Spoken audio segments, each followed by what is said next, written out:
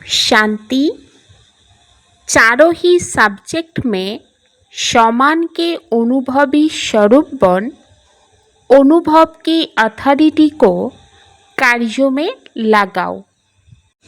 বাবা বাচ্চাদেরকে বলেছেন যে সমানের অনুভবী স্বরূপ হয়ে চারটে যে সাবজেক্ট আছে এই চারটে সাবজেক্টের অনুভবীর অথরিটি হয়ে কাজে প্রয়োগ করতে হবে। আজ ব্রাহ্মণ সংসারের রচয়িতা বাপদাদা নিজের চারপাশের ব্রাহ্মণ সংসারকে দেখছিলেন। প্রত্যেক ব্রাহ্মণ সমগ্র সংসারের বিশেষ আত্মা। কোটি কোটির মধ্যে কিছু সংখ্যক, কারণ সাধারণ শরীর বা তনে যে এসেছে বাবা, সেই বাবাকে চিনে নিয়েছে, এই কারণে বিশেষ আত্মা। বাবা বলেন, আমার জন্য প্রত্যেক বাচ্চা অতি প্রিয় এবং সকলের প্রিয়। বাবা বলেন, তোমরা যে সকল বাচ্চা, সকল আত্মার প্রতি তোমাদের চ্যালেঞ্জ আছে। তো কি চ্যালেঞ্জ আছে? আমরা যোগী জীবন ধারণ করেছি, সেই চ্যালেঞ্জ আছে। শুধুমাত্র যোগ লাগাই এতটুকু না, যোগী জীবন। আর বাবা বলেন, বাচ্চারা তোমরা জানো যে জীবন কখনো 2-4 ঘন্টার হয় না, জীবন তো সর্বদায়ের জন্য হয়। তোমরা চলতে ফিরতে কর্ম করে তোমাদের জীবন যোগী জীবন এবং নিরন্তর যোগী জীবন। হয়তো তোমরা যোগে বসেছ বা কর্ম করছো, সেই কর্মও কিন্তু কর্মযোগী হয়ে। তাই তোমাদের জীবন হচ্ছে, আর জীবনের লক্ষ্যই হচ্ছে আমরা সর্বদাই যোগী থাকব। এই জন্য বাবা বাচ্চাদেরকে বলছেন, এই রকম তোমরা তোমাদের যোগী জীবন স্বাভাবিকভাবে অনুভব করো। কারণ বাপদাদা প্রত্যেক বাচ্চার মস্তকে চমকাচ্ছে ভাগ্য, সেই ভাগ্যকে দেখতে থাকে। আর এটা বলেন যে আমার প্রত্যেক বাচ্চা সমানধারী স্বরাজ্য অধিকারী। কেন? বাবা বলেন, যেখানে বাচ্চাদের সমান থাকে সেখানে দেহের ভান আসতেই পারে না। आदि से अंत तक अब तक बाप दादा ने हर एक बच्चे को भिन्न भिन्न सम्मान दिए हैं। अगर अभी भी 100 मानों को याद करो और एक एक सम्मान की माला फेरते जाओ तो अनेक सम्मान स्वरूप बन सम्मान में लाभलीन हो जाएंगे। बाबा बोलें, आदि अर्थात शुरू থেকে অন্ত মানে শেষ পর্যন্ত, এখনো পর্যন্ত বাপ দাদা প্রত্যেক বাচ্চাকে ভিন্ন ভিন্ন সম্মান দিয়েছে। সেই জন্য বাবা বলেন, এখনো সমানকে যদি স্মরণ করে তো একটা একটা সমানের মালা গুনতি করতে যাও, তাহলে অনেক সমান স্বরূপ হয়ে সমানে লাভলীন হয়ে যাবে। কিন্তু বাপদাদা এই কথা বলেছে যে বাচ্চাদের এখনো পর্যন্ত যে একটা কথা বলতে থাকে সেই কথা ভালো লাগে না। আর বাবা বলেছেন, তোমরা বাচ্চারা জানো সেই কথা কি? তো বাবা এই কথা বলেছে, কোনো কোনো বাচ্চা এই কথা বলে যে সমানে স্থির হতে আমার কখনো কখনো মেহনত লাগে, চাইতে থাকি কিন্তু কখনো কখনো মেহনত লাগে। আর সর্বশক্তিমান বাবা বাচ্চাদের মেহনত দেখতেই পারে না। কারণ বাবা বলেন, যেখানে ভালোবাসা থাকে সেখানে কখনো মেহনত থাকে না, আর যেখানে মেহনত আছে সেখানে ভালোবাসার কমই আছে। आज अमृत बेले बाप दादा ने चारों ओर के ब्राह्मणों के पास चाहे देश चाहे विदेश में चक्र लगाया तो क्या देखा? कोई कोई बच्चे सम्मान में बैठे हैं, सोच रहे हैं कि मैं बाप दादा के दिल तक नौशीन हूँ। सोच भी रहे, सम्मान में स्थित होने का पुरुषार्थ भी कर रहे हैं, लेकिन कमी क्या देखी? আজ অমৃত বেলায় বাপ দাদা চারপাশে ব্রাহ্মণ বাচ্চাদের কাছে পৌঁছে গিয়েছে। হয়তো দেশ বিদেশের প্রত্যেক বাচ্চার কাছে চক্র লাগিয়েছে। তো চক্র লাগানোর পরে কি দেখেছেন বাবা? কোনো কোনো বাচ্চা তো সমানে বসেই থাকে, চিন্তনও করে কি আমি বাপ দাদার দিল তখ্ত নসীন বাচ্চা, চিন্তন করতে থাকে, সমানে স্থিত হওয়ার পুরুষার্থ করে বা প্রচেষ্টা করে। কিন্তু তার মধ্যেও বাবা বাচ্চাদের কি কমি দেখেছেন? এটাই দেখেছেন যে বাচ্চারা সমানকে ইয়াদ করতে থাকে, চিন্তনও করছে, কিন্তু বাচ্চারা সমানের স্বরূপ হয়ে, অনুভবে মূর্তি হয়ে, অনুভবের যে অথরিটি বা শক্তি, সেই স্বরূপকে দেখতে পায় না। কারণ বাবা বলেন অথরিটি তো অনেক আছে, তার মধ্যে বড় অথরিটি হচ্ছে অনুভবের অথরিটি। আর এই সমানের যে অনুভবের যে অলমাইটি অথরিটি, তো বাবা দেখলেন বাচ্চারা মেহনত করছে কিন্তু অনুভব স্বরূপ হয়নি। এর সাথে বাপদাদা এটাও দেখেছেন কেউ বসতে থাকে, চিন্তনও করে, কিন্তু অনুভব স্বরূপ হয়, সেটা হচ্ছে কেউ কেউ, মানে কোনো কোনো আত্মা। বাচ্চারা যখন অনুভবে থাকবে তো কোনো প্রকারের দেহের অভিমানের কিঞ্চিত মাত্রাও নিজের দিকে খিঁচবে না। এর জন্য বাবা বলেন অনুভবের স্বরূপে চলে যাও, কর্ম করতে করতে কর্মযোগীর যে অনুভব সেই স্বরূপে লাভলীন হয়ে যাও। কারণ সময় অনুসারে এর অবশ্যই প্রয়োজন স্বরূপ মে স্থিত হয়ে যাওয়া। প্রতিটা কথায়, প্রতিটা সাবজেক্টে অনুভবী স্বরূপ হতে হবে।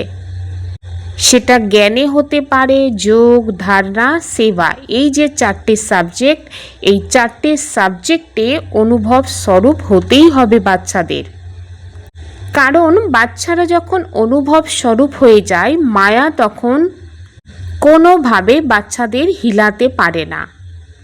এই কারণে বাপ দাদা প্রত্যেক বাচ্চাকে অনুভব স্বরূপে দেখতে চাই। सुनने और सोचने में फर्क है, लेकिन अनुभवी स्वरूप बनना, जो सोचा जिस समान में स्थित रहने चाहिए उसके अनुभव स्वरूप में स्थित हो जाओ। बाबा बोलेन कोनो कथा शोना बा चिंता करार मध्य तफात थाके, किन्तु अनुभवेर स्वरूपे हवा माने जेटा चिंतन करबे सेई समाने स्थित थाकबे এবং সেটাকেই অনুভব স্বরূপে নিয়ে আসবে। আর অনুভবী আত্মাকে কোনো আত্মা কখনো হিলাতে পারবে না। কেননা আগেই বাবা বলেছেন যে সমান যেখানে থাকে সেখানে দেহের ভান কিঞ্চিত মাত্র বিঘ্ন দিতে পারে না। সমানের স্বরূপে থাকা, সমানের অনুভবে স্থিত হয়ে যাওয়া, তো সেখানে দেহের ভান আসতেই পারে না। যেমন বাবা বলেন যে দেখো যেখানে অন্ধকার আছে, যখনই সুইচ অন করা যায় তো অটোমেটিক্যাল রোশনি এসে যাওয়ার কারণে অন্ধকার গায়েব হয়ে যায়, অর্থাৎ চলে যায়। তখন সেই অন্ধকারকে মিটানোর জন্য বা ভাগানোর জন্য মেহনত করতে হয় না। ঠিক এই রকম বাচ্চারা যখন সমানের সিটেতে স্থির হয়ে অনুভবের সুইচকে অন করে দেয়, তখন কোনো প্রকারের দেহ ভানরূপী অন্ধকার আসতেই পারে না জীবনে। আর এর জন্য বাবা বাচ্চাদেরকে ভিন্ন ভিন্নভাবে সমান দিয়েছে। তো বাবা জিজ্ঞাসাও করেছেন সেই সমানকে বাচ্চারা জানে না, পুরুষার্থ করতে থাকে, কিন্তু এখন হচ্ছে বাচ্চাদের অনুভব করার পুরুষার্থ করতে হবে, অনুভব স্বরূপ হতে হবে। কারণ অনুভব স্বরূপের মধ্যে বাচ্চাদের বাবা তফাৎ বা ভিন্নতা দেখতে পেয়েছেন। বাবা বলেন অনুভবকে হাজার লোক যদি বদলাতে চায় বদলাতে পারে না। যেমন বাবা বলেন যে তোমরা চিনিকে অনুভব করেছো, চিনি হচ্ছে মিষ্টি জিনিস, তো হাজার লোক যদি বলে চিনি মিঠা নয়, তাহলে কি তুমি বদলে যাবে? এই জন্য বাবা বলেন তোমাদের কাছে যে সাবজেক্ট আছে সেই সাবজেক্ট জ্ঞানের হতে পারে, যোগের, ধারণা, সেবার। এই 4টে সাবজেক্টের মধ্যে যদি একটাও সাবজেক্ট মেহনতের লাগে তাহলে বুঝতে হবে অনুভবের অথরিটি কম আছে। সেবার সফলতা, ধারণা স্বভাব সংস্কারের পরিবর্তন, যোগের মধ্যে অচল থাকার স্থিতি, যোগী জীবনের অনুভূতি করার যে মেহনত, তাহলেও বাবা বলেন এখানে অনুভবের কমই আছে। এর জন্য বাবা বলেন তোমরা তাহলে বুঝতে পারলে যে মেহনতের কারণ কি। কখনো তোমরা বরদানের স্বরূপের যে অনুভব, সেই অনুভবের অনুভূতি করতে হবে। সেই সময় যেন মেহনত না লাগে, ন্যাচুরালভাবে যেন তোমাদের অনুভূতি হয়। কারণ বাবা বলেন এখন সময় প্রমাণ সব কিছু হঠাৎ করে হবে, বলে আসবে না। যেমন প্রকৃতির কথা হঠাৎ বা অচানক খেল শুরু করে দেয়, নূতন নূতন কথা হঠাৎ করেই আসবে। যেমন ভূমিকম্পের সময় লাখো লোক, লাখো আত্মা চলে গিয়েছে, তারা কি আগে থেকে জানতো যে আমরা কাল থাকবো কি থাকবো না? যেমন অ্যাক্সিডেন্ট ভিন্ন ভিন্ন স্থানে হঠাৎ করেই আরম্ভ হয়েছে, একসাথে অনেক আত্মা টিকিট কেটে নিয়েছে। তো বাবা বলেন এই রকম সময়ে তোমরা এভার রেডি আছো? এটা তো বলবে না যে আমরা এখন পুরুষার্থ করছি। এভার রেডি অর্থাৎ কোনো বরদান বা স্বরূপের সংকল্প করবে, সেই স্বরূপে স্থির হবে। বাপ দাদা আজকের এই কথার ওপর বাচ্চাদেরকে অ্যাটেনশন দেওয়াচ্ছে। যে কোনো বরদানকে ফলীভূত করা মানে বরদানে বা সমানের স্বরূপের অনুভবেতে স্থির হয়ে যাওয়া। বরদানে স্থির হব বা চেষ্টা করব তা কিন্তু নয়, স্থির হয়েই যেতে হবে। আর যদি বলো চেষ্টা করব, সেটা এখন থেকেই শুরু করতে হবে, কারণ অনেক সময় চলে গিয়েছে। আর অনেক সময়ের অভ্যাস সময় অনুসারেই তোমাকে সহযোগ দেবে। তো এখন পুরুষার্থী নয়, অনুভবের অথরিটিতে স্থির থাকতে হবে। এর জন্য বাবা বলেন যেমন তোমরা দেহের ভানের যে অনুভব, সেই অনুভবে স্থির থাকো। তো তোমাদের কি বারবার দেহের ভানকে স্মরণ করতে হয় যে আমি অমুক? যেমন তোমাদের দেহের ওপর নাম আছে, হাজার ব্যক্তি যখন তোমাদেরকে বলে যে না তোমার নাম এটা না, তাহলে কি তুমি অস্বীকার করো? তখন কি নাম ভুলে যাও? জন্ম থেকে দেহের ওপরে নাম পড়েছে, তো সেই নাম কতখানি পাক্কা হয়েছে আর স্বাভাবিক হয়েছে। যেমন বাবা উদাহরণ দেন যে তোমার যে দেহের নাম, এই একই নাম অন্য আত্মার আছে এবং তাকে ডাকা হচ্ছে, তো তখন তোমার অ্যাটেনশন কোন দিকে যায়? কারণ পাক্কা হয়ে গিয়েছে। ঠিক এতখানি সমানের পাক্কা होते হবে, স্থির হতে হবে। तो आप कहते हो ना हमारा जीवन परिवर्तन है, तो परिवर्तन क्या किया? देह भान से समान स्वराज्य अधिकारी बने। বাবা বলেন তোমরা তো বলো যে আমাদের জীবন পরিবর্তন হয়েছে, তাহলে পরিবর্তন কি করেছো? দেহের যে ভান, সেই ভানের যে সমান, তো সেই সমানের থেকে স্বরাজ্য অধিকারী হয়েছ। এর জন্য বাবা বাচ্চাদের চেক করতে বলেছে যে জ্ঞান স্বরূপ হয়েছ। জ্ঞান অর্থাৎ নলেজ, নলেজকে প্র্যাকটিক্যালে কাজে লাগিয়েছ কি? জ্ঞান স্বরূপ হওয়া অর্থাৎ যে কোনো কর্ম করবে সেই কর্ম লাইট আর মাইট वाला হবে, যথার্থ অর্থাৎ সঠিক হবে। একে বলা হবে জ্ঞান স্বরূপ। যোগ স্বরূপের অর্থই হচ্ছে কর্ম ইন্দ্রিয়ের ওপর জিত প্রাপ্ত করা, কর্ম ইন্দ্রিয়ের ওপর স্বরাজ্য অধিকারী হওয়া। একে বলা হচ্ছে যোগ স্বরূপ অর্থাৎ যুক্তিযুক্ত জীবন। তো বাবা বলেন এই রকম যদি জ্ঞান যোগের স্বরূপ হয় তো গুণের ধারণা অটোমেটিক্যাল হয়ে যাবে। কারণ যেখানে জ্ঞান আছে, যোগ আছে, যোগযুক্ত আছে, সেখানে গুণের ধারণা অটোমেটিক্যাল হয়। আর সেবাও প্রতিটা সময় স্বাভাবিকভাবেই হবে। সময় অনুসারে চাহে মনসা সেবা করবে, চাহে বাচা সেবা বা চাহে কর্মনা সেবা করবে, চাহে সম্বন্ধ সম্পর্কে এসে সেবা করবে, অর্থাৎ প্রতিটা সময় অখণ্ড সেবা চলতেই থাকবে। সম্বন্ধ সম্পর্কেও সেবা হয়। বাবা বলেন, চাহে তোমার কোনো ভাই বোন ব্রাহ্মণ পরিবার থেকে একটু দূরে আছে, পুরুষার্থে একটু ডাল আছে, কোনো সংস্কারের বশীভূত আছে, এই রকম সম্পর্কে আসা আত্মাকে উমং উৎসাহ দিয়ে, সহযোগ দিয়ে, স্নেহ দিয়ে, এটাও যে সেবার পুণ্যের খাতা, সেটা তোমাদের জমা হয়। কারণ যে পড়ে গিয়েছে তাকে উঠানো, সেটা হচ্ছে পুণ্যের খাতা। তাহলে সম্মান সম্পর্কে এসেও তোমাদের সেবা করতে হবে, তবেই বলা হবে সত্যিকারের সেবাধারীর কর্তব্য। তো বাবা বলেন, তোমরা মনসা বাচা কর্মনা সম্বন্ধ সম্পর্কে সেবা অটোমেটিক্যাল করতে থাকবে।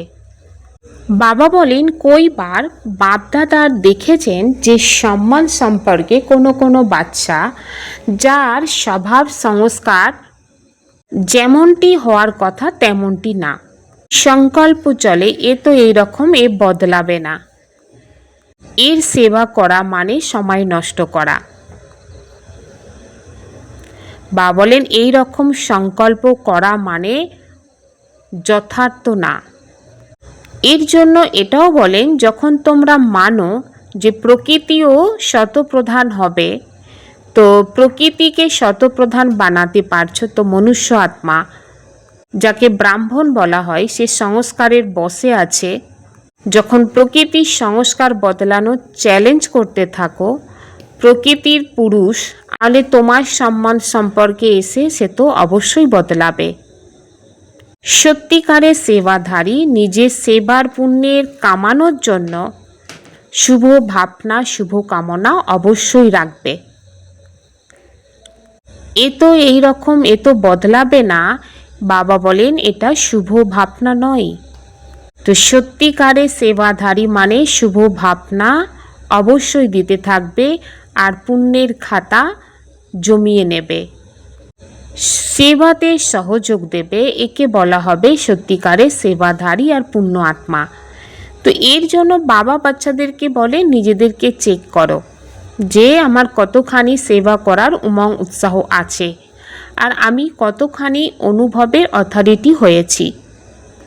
কারণ বাপদাদা চাইছে এখন বাচ্চারা অনুভবের অথরিটি মূরত হোক আর অনুভবী হয়ে কাজে আসবে। नॉलेज की लाइट द्वारा पुरुषार्थ के मार्ग को सहज और स्पष्ट करने वाले फरिश्ता स्वरूप भव। फरिश्तेपन की लाइफ में लाइट और माइट दोनों ही स्पष्ट दिखाई देते, लेकिन लाइट और माइट रूप बनने के लिए मनन करने और सहन करने की शक्ति चाहिए। मनसा के लिए मनन शक्ति और बाचा कर्मना के लिए सहन शक्ति धारण करो। फिर जो भी शब्द बोलेंगे, कर्म करेंगे, वही उसी के प्रमाण होंगे। अगर ये दोनों शक्तियाँ है तो हर एक के लिए पुरुषार्थ का मार्ग सहज और स्पष्ट हो जाएगा। बाबा बोलें, नॉलेजेर लाइटेर द्वाराई पुरुषार्थेर मार्ग बा रास्ता सहज और स्पष्ट करे फरिश्ता स्वरूप हो जाबे। फरिश्ता भावे लाइफे लाइट और माइट दुटोई स्पष्ट देखा जाए, किन्तु लाइट और माइट रूप हওয়ার জন্য मनन करा और सहन करार शक्तिर प्रयोजन।